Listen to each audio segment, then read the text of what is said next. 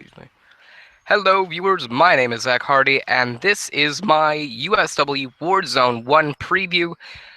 This is the second, or at least right now, the second of 3 multi-branded pay-per-views in USW's calendar year, with the inclusion of Call to Greatness and Bulletproof.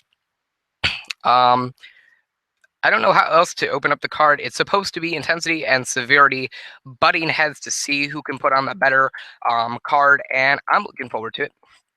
But first, let me give you my plugs. If you have any wrestling-related questions for the Hardiac Wrestling Podcast, or any non-wrestling-related questions for the Hardiac Questions and Answers series, please send them to me one of 3 ways, either via my email, unitards@gmail.com. That's unitards with 2 Z's at the end, at gmail.com. You can send them to me on Twitter, at Zachary Serra. That's at ZACHARYSERRA. No underscores, no capital letters, no numbers, none of that bullshit. Or you can put them to me in the YouTube comments below, and I'll get to them in a future episode of either the Hardiac Wrestling Podcast or the Hardiac Questions and Answers series. But anyway, guys, let's get into the Warzone 1 preview. As I do on most of my other previews, I just give you my predictions, and I tell you why I predict, but I'm going to try to give a little bit of information, just a brief summary or recap of why this match is going on, if there is any of those, spots. So let's get into it first, and also I will be going in the direction of how I would have booked the matches in order. So, this is not necessarily the order that the matches will go in. This is just my prediction on, what, on how the matches will run down. So first off, we have Indigo Reaction versus High Risk. This they are saying that they want to have pre-show matches, which I don't have a problem with. They say they want to do it for every multi-brand pay-per-view just because there are more matches than viewable, and I don't have a problem with that. And I think this is probably going to be one of the pre-show matches. But Indigo Reaction, whoops, my bad. Indigo Reaction versus High Risk. Indigo Reaction, of course, with Indigo Child and Chain Reaction against High Risk, Carson Andrews and Andrew Palmer. This is going to be an intensity match. I've got Indigo Reaction winning. The whole reason for why I have them winning is because the backstory is that they're getting a little distant. The team is starting to have, find its cracks, its spots where they just don't mend well together, and this is obviously going to lead to a breakup. I think this is going to be one of their final wins as a team, one of their final big wins as a team, just to give them a little bit of a notch under their belt and a little bit more of an intrigue for when the team breaks up and for when they go in their separate directions. And High Risk, they've been looking like the job team for a while. They got a USW Tag Team Championship match. They did not win in that match, but they did get that opportunity, and I think that's the highest they could have gotten. They've been treated like a job team, which is sad because they are a really good tag team. They're really interesting to watch, high-flying maneuvers and technical spots everywhere. But I've got Indigo Reaction winning. This is going to be one of their final matches under their belt before the teams break up. Usually when USW hints at something over their over their programming, it usually just leads to something. They don't drop the ball on anything. And this looks like, it's going to be the same. Indigo Reaction will split up. This will probably be one of the final matches under the belt, as I say again. And I'm expecting them to break up either at the next Intensity show or the Intensity pay-per-view after that. And so by show, I mean pay-per-view. So Indigo Reaction win that match. Second match on the pre-show, and I have 2 matches on the pre-show. I have 3 matches. I have 4 matches on the pre-show. Crimson Red, 2016 Key and Case winner against Ty Jackson. I've got Crimson Red winning this match just because his push keeps going along. I honestly assume that they're going to be having him cash in the Key and Case at some point soon. It doesn't look like he can hold on to that briefcase much longer without the fans going, just cash it in already. And Ty Jackson, there have been rumors that they're trying to get him into a stable, something along the lines of the Legion type stable, but a little bit less numbered. And I'm fine with that. So, you know what? Have him be a little bit of an enhancement talent for a couple of pay-per-views until that happens. Crimson Red, obviously in need of a win. If this is going to be a feud, which I don't expect it to be, maybe Ty Jackson will get a win here. But I think, since it more than likely will not be, Ty Jackson has his own direction to go into, but it looks like things will not shape up for a couple of weeks. I've got Crimson Red winning this match just to give him a little bit more of a push, so that way when he does cash in the Key and Case, it's a little bit more glorious and momentous and whatever. So I've got Crimson Red winning this match. Third out of four pre-show matches, Majigeta versus Prophecy. This is supposed to be an Intensity versus Severity interbranded match. I've got Prophecy winning this match because, I mean, honestly, this doesn't do much except give momentum to either shows. And maybe it affects a little bit the performers or the performer that loses in this match for future reference. But I've got Prophecy winning this match since he is representing Severity, and Severity is quite a new show, so pushing Severity as a major factor and giving it its first major win out of any major win over any rivalry pay-per-view matches between the two brands. This will push Severity, make it seem a little bit more interesting to watch, and overall, it just be a great way to get Severity momentum moving along as a show and as a dominant factor in this brand split. So I've got Prophecy winning this match. Majigita doesn't seem to have that much of a direction. I've read that they want to do something with him and Zeus Fitzgerald when Zeus Fitzgerald does return to the main roster, and I don't have a problem with that. The thing I see working out as a problem is how long it's going to take Zeus Fitzgerald to come up. They say they want him down in Next Gen for the October show, but of course that's a rumor, and we don't know how that's going to work along. But I've got Prophecy winning this match to make Severity look like a dominant brand. And finally, the fourth pre-show match on the pre-show card for the USW Tag Team Championships, just to make the pre-show something worth watching. Ezra Hills and Benny Franklin against the Appetite for Destruction, which is Alexander Rotten and Philip Akron. I've got Ezra and Kills Benny Franklin winning just because I don't see Appetite for Destruction, even though I see them as the second biggest team besides Ezra and Kills and Benny Franklin on the Intensity roster. I don't see them winning the titles yet. I think they're still way too new to have tag team championships around their waist, especially to be the ones to break Ezra and Kills and Benny Franklin's record long reign. So I got Ezra and Kills and Benny Franklin winning this match and continuing to be a dominant team over the next couple of weeks. I think their reign is numbered in days just because, it seems like you can't push them much longer without giving them the loss. And the only way I can see Appetite for Destruction winning this match is if you want to give a dominant team that will be around for a while, and I think Alexander Rotten and Philip Akron will be around for a little bit for a while, is if you give a young upstart team the quota of beating and ending a record-setting reign, such a record-setting reign. But I don't see that happening. I say, even though Appetite for Destruction will probably be around for a while, I've got Ezra Hills and Benny Franklin winning this match just purely out of reason. So we get into the main card, and the first match is a Severity match between Lone Wolf and Blaine North. I've got Lone Wolf winning this match. This seems to be a feud that they set up for maybe one more pay-per-view match after this or a Severity match. Blaine North won the first match at No Remorse this past Sunday, so it makes sense if this is going to be a rivalry, which it seems to be, for Lone Wolf to win this match and have the rubber match be, either in a couple weeks' time on Severity or the next USW Severity pay-per-view, which is probably going to be Ultimate Consequence in July. So I got Lone Wolf winning this match, and that's the reason for it. Global Tag Team Championship match, George Martin and Paul Orlando versus the Surfers, another Severity match. I've got the Surfers winning this match just because it seems like they're trying to push the Surfers a little bit. And as much as I don't like the Surfers, they've been pushed, or they haven't been pushed. They've been looking like a jobber tag team. I think they're going to try to do something different with the Surfers. I think that's what they've been building up to the past couple of weeks. And I think giving them the tag team championships over George Martin and Paul Orlando would be a great way to get that push started and maybe make them the #1 tag team on Severity, since Severity is lacking, that star tag team power. So I've got the Surfers winning that match. Next match is another Severity match. It is the cage match between Seth and Capital.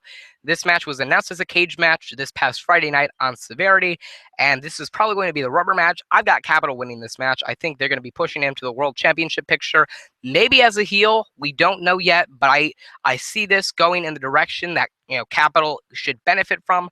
And Seth can do his demon thing at some point else, maybe in the mid-card, maybe in the World Championship picture. Who knows? I see him doing some great things in the future. But right now, I think Capital needs the win more than Seth, and that's where it's going to go. Especially in the cage, it adds an element of, well, he didn't pin me, he just won. He didn't pin me, he didn't make me submit, he just won. which I think could be a great way to keep Seth, a little bit more protected from this loss and, further down the line. So I've got Capital winning this match. Next match is finally the first intensity match that I have booked for the main show. For the Extreme Championship, Samuel North defends the Extreme Championship against Derek Carter.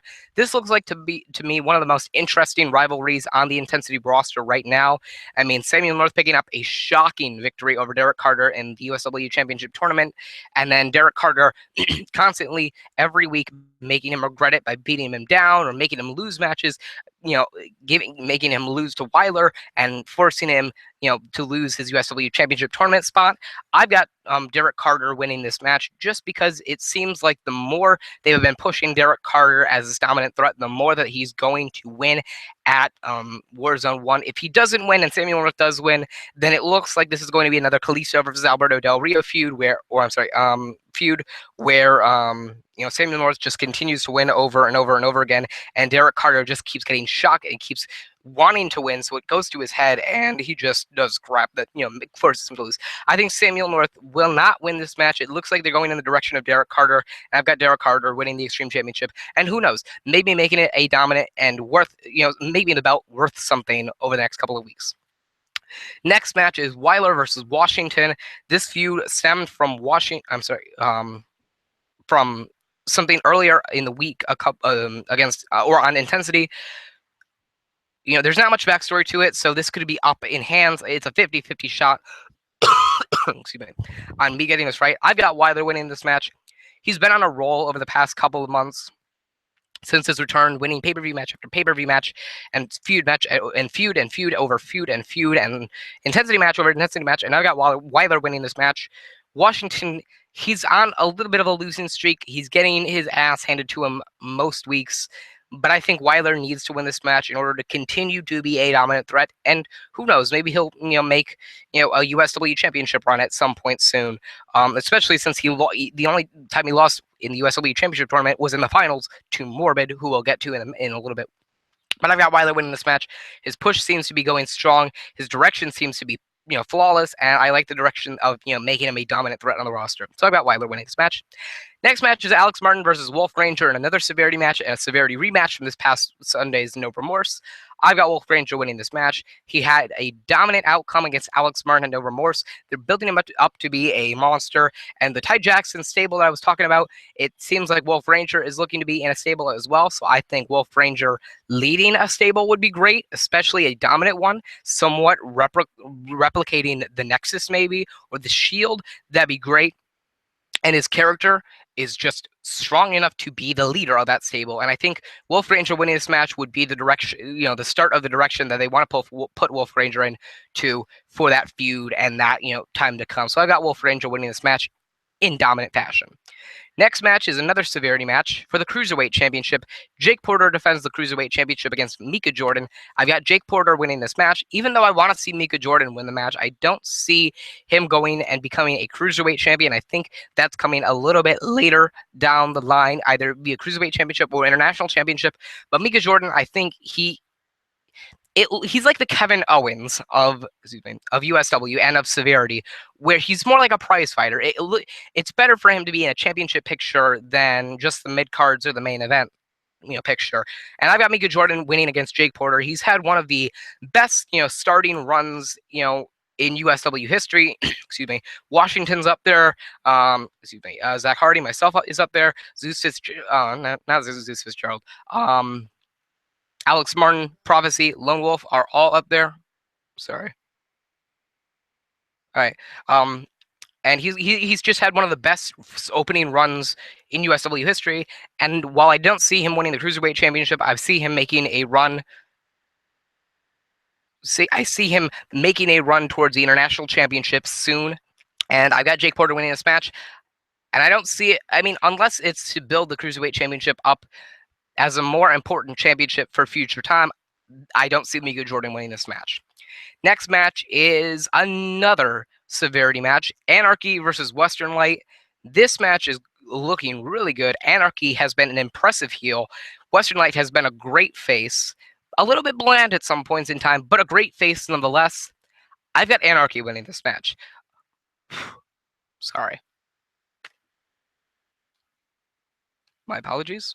I've got Anarchy winning this match. His heel character has gone really well. His entrance has been somewhat breathtaking. Seeing him come out with that cape, seeing him come out with the whole aura of his entrance, him growing his hair out now, it looks Anarchy is looking like a dominant threat. He's looking like one of the top heels on Severity, and I think this is one of his directions for a push, maybe to the World Championship picture. Who knows? But I've got Anarchy winning this match against Western Light. He's looking more serious. He's looking tougher as time goes on, and I've got Anarchy beating Western Light here. Next match is an intensity match for the Blue Belt Championship, where Dwayne Porter defends the Blue Belt Championship against Wakeman. I've got Dwayne. Sorry for the microphone issues. Excuse me. My apologies. I've got Dwayne Porter winning this match against Wakeman purely off of the fact that Dwayne Porter has been a dominant, well, not a dominant, but a great Blue Belt champion. He's just what you expect out of a Blue Belt champion, a fighter, a contender, someone who's willing to defend the championship no matter what the case is. And he's just always been a Blue Belt champion, in my opinion. Even when he was the USW champion, I still felt like the Blue Belt championship fit him the most. He was always, I always thought of him as the leader of the mid card position, and I'm glad that he's back leading the mid cards, making the Blue Belt championship something worthwhile again. Excuse me, and sorry. And while Dustin Raymond may be out of the mid card position, and Dwayne Porter and Dustin Raymond may not have a feud for a couple of years, maybe down the line, maybe at all. I'm just glad that Dwayne Porter has been a great Blue Belt champion. He's been something worth watching, and I've got Dwayne Porter winning this match, even though I see Wakeman having a Blue Belt championship run, or maybe an Extreme Championship run further down the line. I don't see it coming out this soon. And his push maybe starting to roll back a little bit just to get him into the position that he needs to be in. I've got Dwayne Porter winning this match. Next match is another Severity match for the International Championship. New champion Chris Ross defends the belt against former champion Yo-Yo Joe. I've got Chris Ross winning this match. The reason why, easy. I don't see him being the transitional champion. I don't see Yo-Yo Joe just losing it one week and then losing it back to Chris Ross again. I don't see it being an Alexander Rotten spot, or Machida spot, or a Derek Carter spot. I think Chris Ross is going to hold on to the International Championship for a couple of months, and further down the line, he's going to make the championship something worth watching, and possibly get to be one of those excuse me, higher mid-card to lower main event spot matches on future pay-per-views. And I just think he'll make the International Championship something worth watching. And I've got Chris Ross winning this match, and I think that's one of the most obvious decisions of the night. Next match is another intensity match: Xavier King versus Ash. Simple. I've got Ash. Xavier King has been beating down Ash. He's been targeting the ribs, so that's going to play in. I like how they're having the storyline play into their match, with Ash having bad ribs and Xavier King being the heel that targets that those bad ribs. I just like the whole storytelling factor of it all. And it would just make sense for Ash to win that whole face. Now that Ash is a face and Xavier King's a heel, as much as I would like Xavier King to be pushed into the main event picture or the mid-card picture and have a championship around his waist, I see Ash winning this match, and that's just the direction I want to go in. I would love for Xavier King to win this match, but I don't think it's going to happen. Next match is for the USW Championship. Cannon defends the championship against Morbid. And a part of me wants to say that Morbid will win this match just because, excuse me, sorry, he's been in the promotion since 2013, so almost 4 years at this point, and he's never held the gold. He came so close at Call to Greatness 9 and at Key in Case 2014, but never got his hands on the gold to grab it down. And a part of me wants to say that Morbid will win the match and become the USW champion, but I can't. Cannon just seems too much of that, the guy who's going to.